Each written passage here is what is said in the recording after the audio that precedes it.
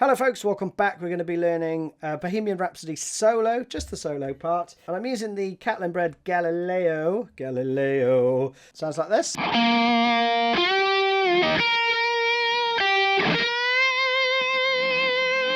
Really does nail that Brian May tone. I'm also using a new thing. More on this soon. This is a Seth Backus Nautilus that I recently got. It's lush. So let's just dive in. I'll do the first few bars and then I'll slow it down. It goes like this. I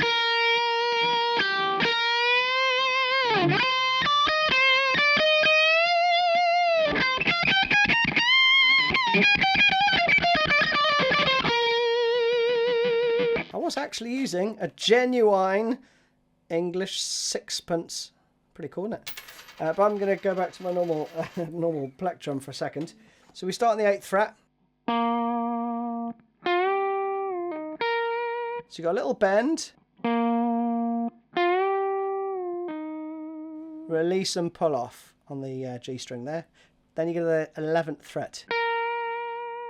I think Brian May tends to just use these three fingers.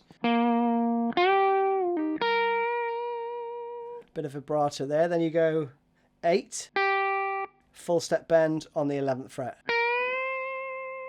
Bit of vibrato if you can muster it. Then we change position. Again, 1st, 2nd and 3rd finger. And then you've got this run. Again, I'm sticking with 3 fingers here and then moving it up when I go to the 8th fret. Next part we have, clean, you start with the bend, right? So you're already, but then you do,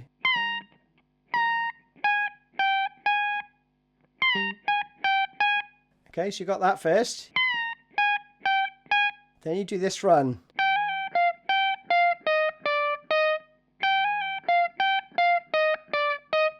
Okay, so the first 2 parts. And then,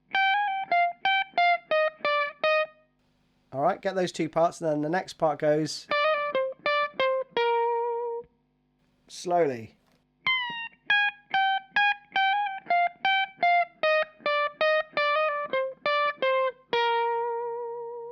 I think the tab notation is correct, but honestly, I wouldn't worry about counting it. You just basically get it into your head.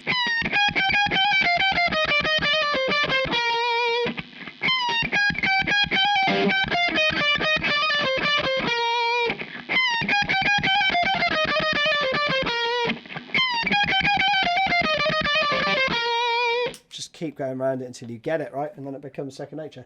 Next part goes like this.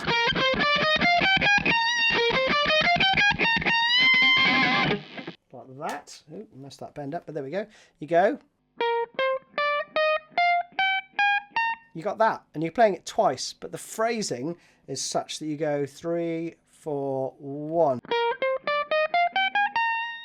So cool. And then again. All right, and then we move to this part.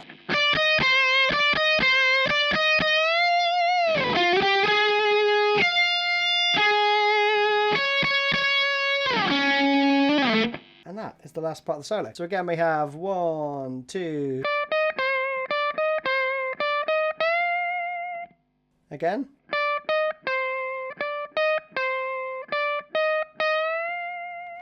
Then.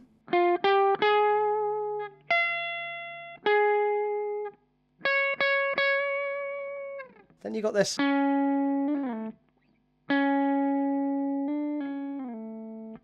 But it's quite quick.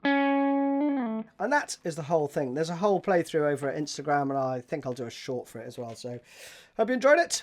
See you soon.